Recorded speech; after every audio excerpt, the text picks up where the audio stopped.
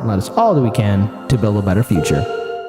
With that being said, we're going to get started with our next story, and this is going to be an update to a live stream that I did last night. Jimmy Dore, Chicago's very own, versus Cenk Uygur, the leader of the rebellion. Cenk Uygur, the leader of the rebellion. Oh boy. Hey, this is, as he put it, it's rebel headquarters. You know what? We're rebel headquarters. It's an opinion, Cenk. Yeah. We have it now. We'll take it. So there we go. Yeah. So what's good going on? First, I just before I get started with the story and pull up some tweets, because again, this fight between Jimmy Dore and Cenk is, I think a lot of people are missing the point, and I talked this over with a lot of other fellow commentators, and Jimmy Dore has even said this. This isn't about him.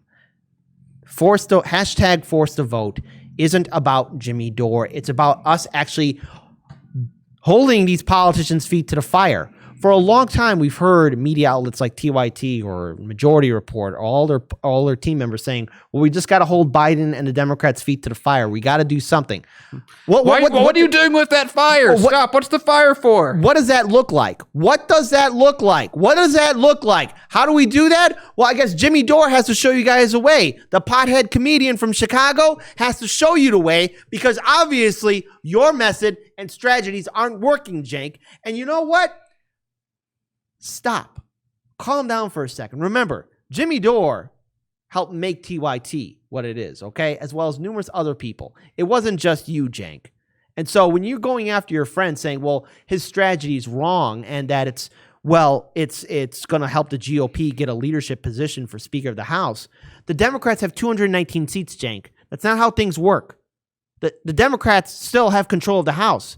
It'll just be another speaker. But if you don't have to believe me, well, here, let's pull that clip up with Jimmy Dore with Ryan Grimm. She has to go to the House floor, and she has to get 218 votes. Right. And Republicans aren't going to vote for her. And so if she can't get 218 Democrats, then there's no speaker. Right. And then it kicks back to the caucus, and then it's chaos, and then a whole bunch of people can run, and then somebody will emerge. Somebody would emerge from that process, who would then also need to unify the party and say, we need 218 votes to get to the House floor. So she won it in the caucus, but she has to get through the process, because she needs a full-on majority of 218. She has to go to the House floor, and she has. Okay. So again, That sounds like I don't understand that math. That's too complicated. So as a lawyer, I have no idea how to. No, well, here's what also is really stupid, and that is, again, the Republicans won't get the speakership. The Democrats still have it, Cenk. You are fear-mongering and saying that this plan doesn't work. And I can't, we're not going to pull this tweet out real quick. Just first. Can I say one thing really quickly? Go ahead. Yeah, because I want to read this. Because I remember this video back when we were part of Wolfpack. We got Illinois done, and we heard a lot of arguments from a lot of people about why we can't do this thing, why we can't stop corruption, especially Common Cause. And I remember there was a debate that happened, and Cenk was actually a part of it. So, Cenk, I'm going to use your own argument. That's just not how it works, because everyone's big thing was, oh, if you have a constitutional convention, it can go crazy, and they can make anything legal, even though it's really hard to get 2/3 of anyone to agree on something, let alone it having to go through 75%. Oh, wait, there we go. Anyway, 75% of the... I'm also trying to fly with that. So, yeah, we got 75% of the states that have to ratify that, so it's not a real argument, but a lot of people were in bad faith making a point that we couldn't do Wolfpack and get that amendment done for the reason that everything would be legal or something. And Cenk called out that and said that's unreasonable. That's not how the process works. In fact, there's a process for this. So, Cenk, you understand how these systems work. You're a lawyer. Don't pretend that, oh my God, I don't know what to do if we don't have Nancy Pelosi in, because she's she's a bad person, but who do we replace her with? You had someone in mind 2 years ago. Yeah, her name was Barbara Lee. Yeah. All right. Well, actually, because here's the thing. Before we pull up that tweet, I just want to read something on my phone here. So 1 hour ago, Cenk Uygur actually tweeted this out. For all the hashtag force to vote people who absolutely refuse to have any strategy, who is the progressive who is going to run against Pelosi in the caucus? If you don't have one, what is the next step? Who do you want instead of Pelosi? How do you get to your goal? No plans means no victory. Oh, by the way, also, Cenk, you just spent 4 years saying anyone but Trump. Yeah. Anyone but Trump. Doesn't matter who's good out there. Stop You're Trump. Double contradicting yourself. So I tweeted back at Cenk on that tweet that he posted. Cenk, when there was a chance to pick someone to replace Pelosi 2 years ago, you called for Barbara Lee. That was your plan. How come it's different this time? You had a plan to run for Congress that got you 2% of the vote. Hashtag force to vote is the plan to hold the DNC's feet to the fire. This is about fighting for Medicare for all. And look, again, just a reminder to everyone that's watching, there are conservatives, Republicans, and libertarians, not all of them, but a good portion that agree that we need Medicare for all. Now, why is it that they actually agree out of the blue? You would think that they'd be against it. You would think that they would be absolutely against Medicare for all. But they like it. I wonder why. Because everyone is looking around and seeing that the rest of the world is providing their citizens with health care, yet we are not. Now let's pull up that next tweet real quick. All right. So this is Cenk Uygur. You take normal political disagreements and make them super personal, but lately you're saying things you can't possibly believe. You gave us progressives credibility. You didn't do anything in news or politics before us. You were considered a progressive because you were on TYT. Now let's pull up. And again, this is just so disparaging because I remember TYT in 2015. This was like their high point. And I remember it was really great to watch them when Jimmy was on, Cenk was on, and whoever else the additional co-host on, because Jimmy really made it seem like, hey, he was a down-to-earth person, and he was really, he brought a lot of energy there. Let's pull up Jimmy's tweet real quick.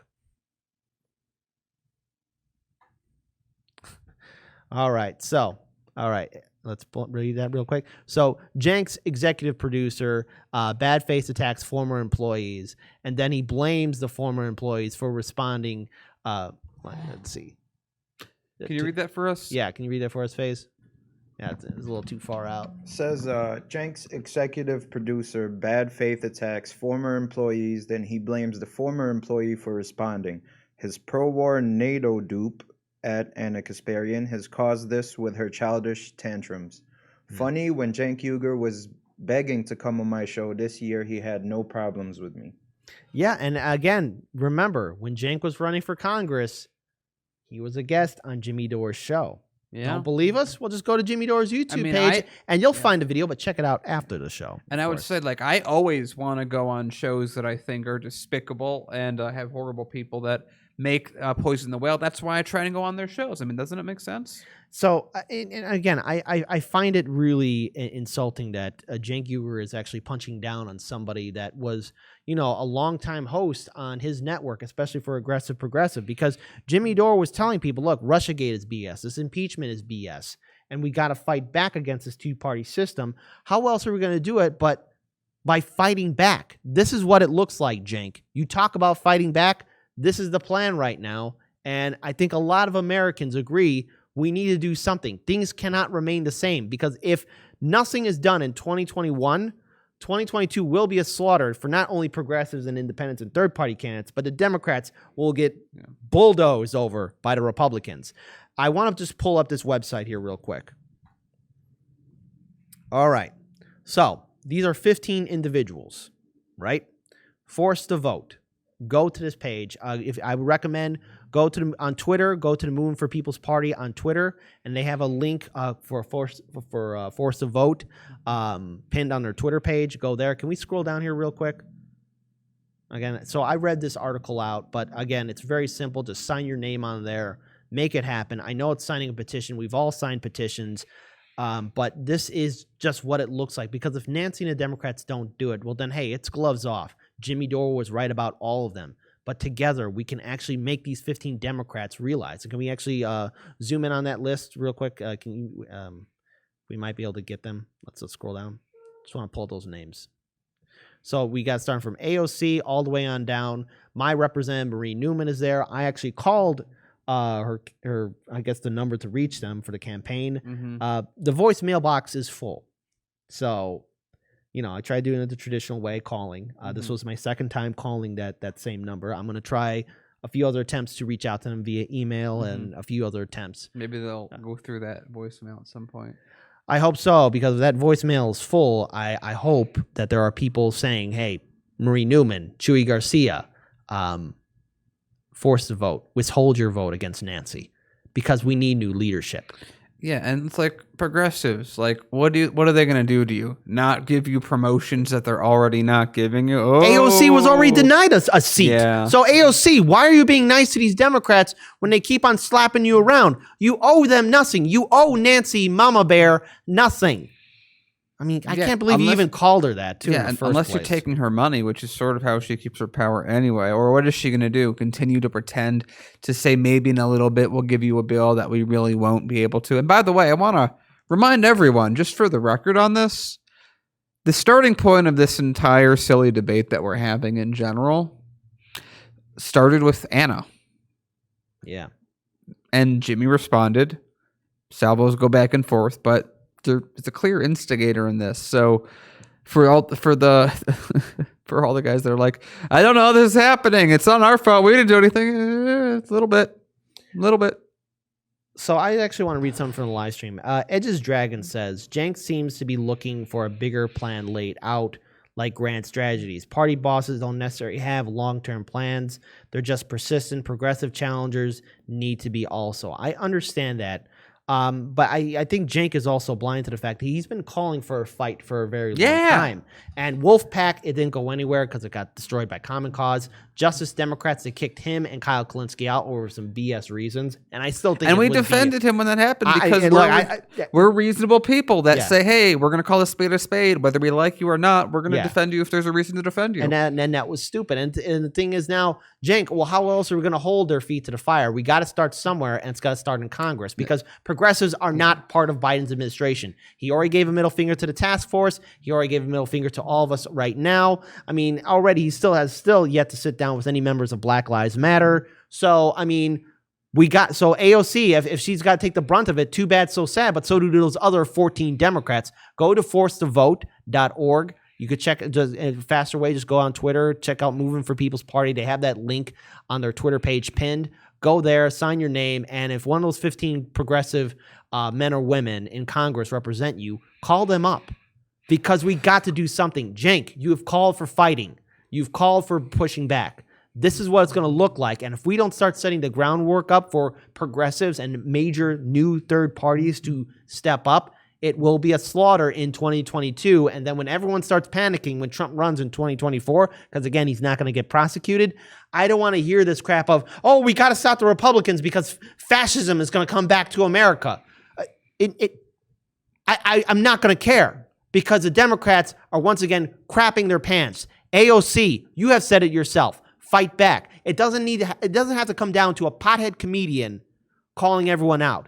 Do you think Jimmy Dore wanted to just wake up one morning and say, you know what, I'm going to start a revolution? I think Jimmy Dore just woke up one day and said, hey, no one else is doing it. Oh, crap, it's on me. All right, hashtag force the vote. What is so offensive about that? I'm not. I see the bigger picture, and it's not about Jimmy. It's not about anyone here. It's not about anyone on any other independent media network platform. This is about for the people. We're the richest country in the world, and we don't have Medicare for all. Our people are dying right now. Our people are suffering right now. One of the leading causes of homelessness is medical bills, health insurance. It's not just somebody woke up one day and said, I want to be a bum. No one ever said that. So, Cenk, how dare you, man? Time to fight back. Where are you when the people need you the most? Just criticizing your friend Jimmy? Jimmy's right, and you know it. So, actually, Kit, can you read one more name off the Patreon list? Actually, don't do it. I just pulled a Cenk there. You see what I did? You know what? Shout out to Steve Ferrighi and Kate Wagner. That's right. I'm going to take 2. Shout out to you two guys. That's called Patreon. Pulling a Jimmy. There we go. There we go. Because you know what? We love you guys. We love all of our viewers and subscribers because you guys are awesome.